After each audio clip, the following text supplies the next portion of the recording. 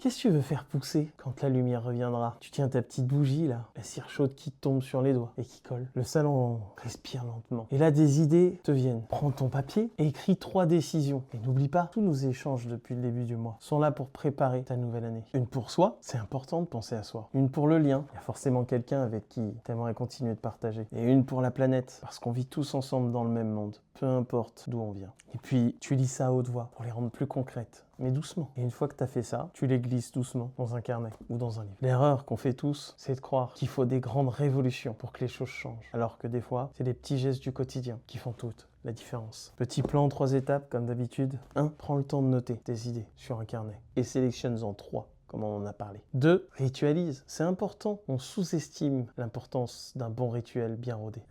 Et 3. Ancre ça. Un objet, une mémoire, c'est important. Ça te permet de te souvenir, de jamais oublier. En conclusion, quand on y pense, l'important, c'est pas ce qu'on a fait cette année, c'est de regarder derrière soi et de se rendre compte le chemin parcouru. Alors, j'ai noté un petit mot. Au plus bas de la lumière, on plante des décisions. Parce que demain sera la chance d'un renouveau, d'une nouvelle amélioration, d'une nouvelle vision. N'attends pas un moment précis pour prendre une décision. Fais-le et tiens-toi-y. Et pour ça, prends petit. Alors partage en commentaire tes décisions. Et puis, on verra bien ce qu'il en ressort. Et fais ça toujours dans le respect.